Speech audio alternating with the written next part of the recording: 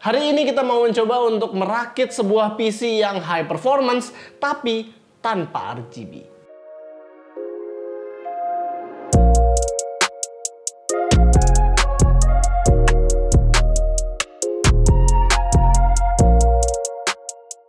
Tema build kita kali ini adalah high performance tanpa RGB. Jadi build ini dimaksudkan untuk para builder yang ingin build PC-nya itu kelihatan profesional tanpa banyak basa-basi, alias a working workstation that talks business lah. Kita mulai aja dari prosesor. Prosesor yang kita gunakan saat ini adalah pentolan dari lineup Alder Lake-nya, yaitu Intel Core i9 12900K dengan 8 P-core dan 8 E-core. Ini adalah salah satu prosesor high-end yang sekarang juga masih oke.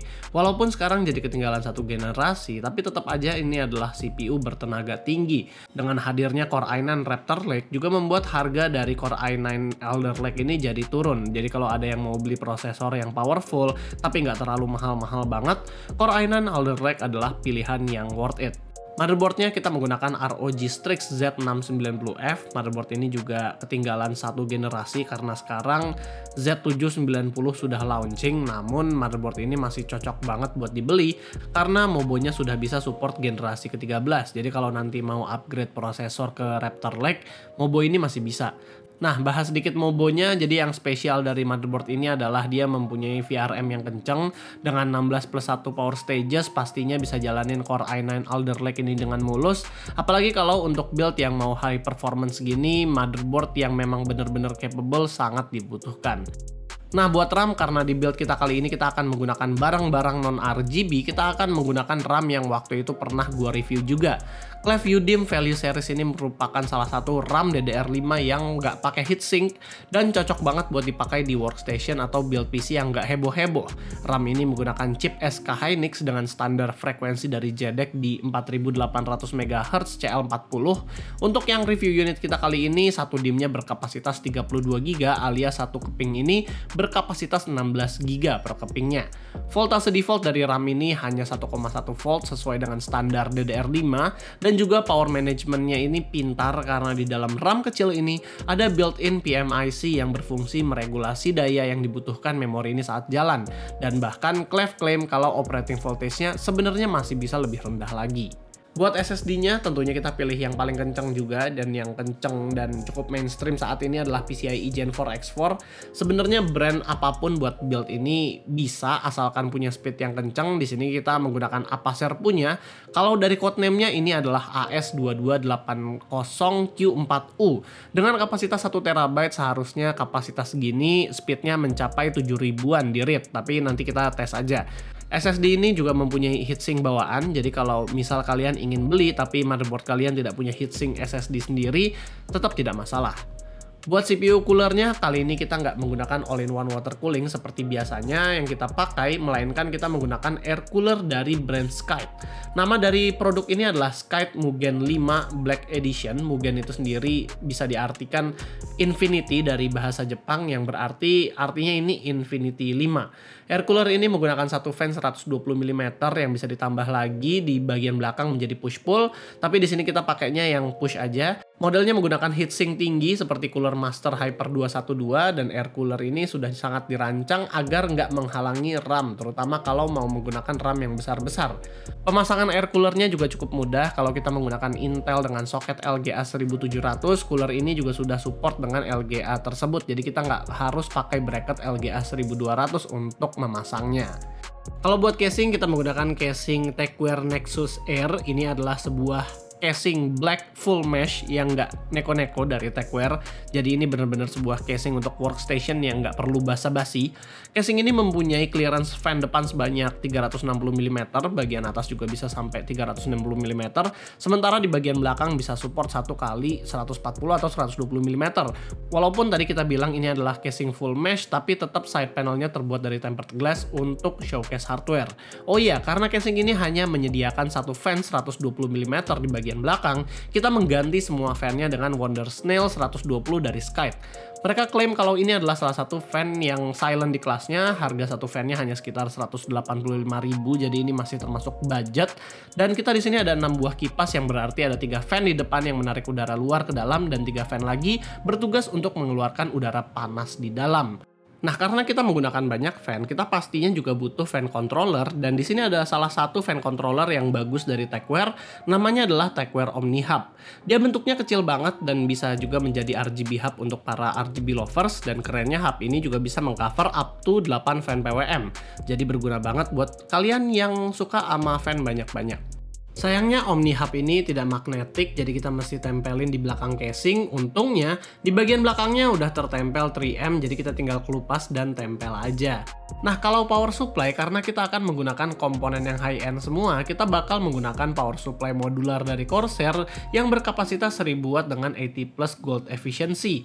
Power supply ini harusnya udah cukup banget dalam mengangkat komponen-komponen zaman sekarang yang kebutuhan listriknya itu udah mulai gila. Nah, buat GPU, tadinya kita mau menggunakan MSI RTX 3080 Ti Supreme X karena ini adalah PC build yang memang mementingkan performa. Jadi ya kita juga mau GPU yang performanya top notch. Tapi ternyata saat kita memasukkan GPU ini ke dalam casing, ternyata nggak muat dong. Ternyata dari semua komponen yang kita cek sebelum rakit, kita lupa ngecek clearance GPU dari casingnya yang ternyata hanya 350 mm dan itu pun tanpa fan depan. Akhirnya kita mengganti GPU-nya ke MSI RX 6600 XT, yaitu sebuah GPU Radeon yang juga cukup powerful dari MSI. Tapi nggak terlalu powerful banget lah. Ya karena ini adalah satu-satunya GPU yang ada di studio kita dan yang paling powerful, jadinya ya kita ambil ini aja. Dan buat power pinnya juga dia nggak ribet, hanya menggunakan 2 power pin aja, jadi ya semoga bisa lebih kalem dan pemasangannya juga lebih gampang. Pengalaman merakit yang kali ini lebih mudah dibanding build PC kita biasanya karena yang ini memakai air cooler ketimbang all-in-one cooling pada biasanya. Kalau tadi misal kita nggak ada kesempitan di GPU, mungkin ngerakitnya bakal lebih mudah lagi dan nggak akan memakan waktu lebih banyak. Bagian kabel management juga kita bisa rapih-rapihin aja, walaupun tanpa jalur kabel, tapi karena ruang belakang dari casing ini cukup luas, jadi kita bisa bikin rapi hanya bermodalkan kabel tis atau kawat. Buat kalian yang mau membeli casing ini dengan concern ingin storage banyak, casing ini udah bisa support up to 2x2,5 inch drive di bagian belakang motherboard dan 2x3,5 inch drive di bagian depan power supply. Jadi hard disk dan SSD masing-masing bisa ada 2 biji.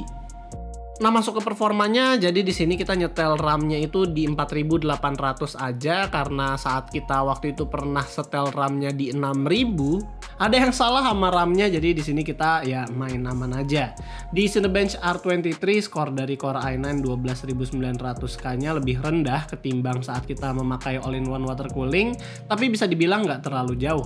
Kalau buat SSD-nya, speed-nya di sini tentu kenceng banget karena ini udah PCIe Gen 4 X4, dan buat skor sintetik benchmark dari 3D Mark kalian bisa lihat di sini. Buat performa gaming tentunya PC ini udah bisa mainin game-game AAA zaman sekarang di resolusi 2K, tapi untuk game e-sport seperti Dota 2 itu bisa juga dimainin di 4K dengan frame rate mantap. Tentunya kalau misal tadinya RTX 3080 muat di sini bisa jauh lebih kenceng pastinya. Bahkan mungkin PC ini bisa jadi sampai 4K gaming. Nah, buat software produktivitas video editing seperti Adobe Premiere Pro itu render time-nya juga bisa kurang dari 2 menit. Sementara untuk Blender ya merender BMW 27 hanya memakai CPU itu butuh waktu 4 menit kurang. Dan sementara kalau memakai GPU-nya itu hanya setengah menit aja. Nah, kalau buat pengalamannya sendiri, yang pertama kita sayangkan itu adalah soal kita nggak bisa pakai RTX 3080 tadi. Dan yang kedua kita sayangkan itu adalah fan noise dari PC ini cukup berisik. Fan-nya memang diklaim silent dari kelasannya saat lagi idle, namun saat lagi full load, bunyi fan-nya cukup kenceng ya, sampai 60-an desibel gitu. Walaupun memang suhu dari Core i9 dan RX 6600 XT-nya ya kejaga sih, namun ya kita kaget aja karena satu PC ini, fan-nya kan kegabung di satu fan hub tuh. Jadi kalau memang dibutuhkan untuk jalan kenceng, mereka semua bakal jalan di RPM yang tinggi. Ya kalau misalnya PC-nya ditaruh di sebelah monitor, itu bakal kerasa banget sih suaranya. Lalu ya karena memang keterbatasan barang, kita nggak bisa dapetin semua komponen yang full non-RGB. Jadi satu-satunya cara untuk kita dapetin estetik non-RGB adalah dengan mematikan RGB-nya. Jadi buat ROG dan MSI-nya, ya kita matiin RGB-nya secara manual. Sisanya sih ya kita puas dengan kabel manajemen yang rapih dan juga estetiknya yang elegan. Ini adalah PC yang pas buat jadi full black non-RGB dengan high performance. Palingan pelajaran untuk yang mau beli casing ini, pastikan GPU-nya nggak panjang-panjang banget. Dan jadi buat kesimpulannya, ternyata kita memang bisa membuat PC-nya itu tanpa RGB dengan mematikan RGB yang ada. Karena ya kalau kita ngomongin komponen yang high end, yang high performance itu kebanyakan udah ada RGB-nya semua. Jadi kalau mau menghindari RGB ya kita agak sulit, terutama di GPU, karena di GPU kayaknya sulit ya opsi yang non RGB ya. Apalagi kalau misalnya MOBO, kita sayangkan dia nggak ada, kita nggak bisa dapetin yang kayak versi ProArt, padahal sebenarnya kan bisa kita ngambil yang ProArt Z690 ProArt, cuman sayang lagi nggak ada. Jadi kita pakai Z690F yang dimatiin aja RGB-nya. Terus untuk casingnya sebenarnya gue suka dengan desain casing ini karena ini industrial banget, dan untuk kayak PC yang sleeper tuh sebenarnya bagus, cuman sayangnya di kipasnya tadi pas kita idle kayak sekarang sih enak ya, sunyi tuh nggak kedengeran apa-apa, tapi pas lagi kayak full loadnya itu udah kayak mesin jet gitu. Jadi kayak sayang aja pas kita lagi ngedit atau ngeblender atau main game dia berisik gitu kipasnya. Ya, gue mungkin bisa menyarankan untuk mengurangi kipas yang ada, jadi bisa dibikin mungkin 2 intake dan 2 exhaust aja daripada yang kita pakai sekarang itu 3 intake 3 exhaust. Tapi ya overall build ini udah cukup oke lah, dan ini udah cukup sleeper. Oh iya, yang paling gue sayangkan, paling gue sayangkan itu VGA-nya. VGA-nya tadi sebenarnya gue mau pakai 3080 Ti, itu mau dimatiin RGB-nya tuh kayaknya cantik banget dengan high performance. Kita pasti dapat performa yang lebih baik dari yang kita tes tadi, tapi ternyata karena masalah dimensi, masalah casingnya yang terlalu kecil, jadinya kita nggak bisa pakai yang 3080 Ti. Akhirnya RX 6600 XT pun jadi. Dan kesimpulannya gue suka dengan PC-nya, apalagi dengan RAM-nya yang nggak ada heatsink gitu, sleeper banget. Sisanya ya oke-oke aja. Jadi itulah build kita yang agak gaje kali ini. Kalau kalian suka dengan video dan build-nya, kalian bisa kasih kita like, share, dan subscribe. Dan di sini gue Rizky, always stay safe and stay healthy.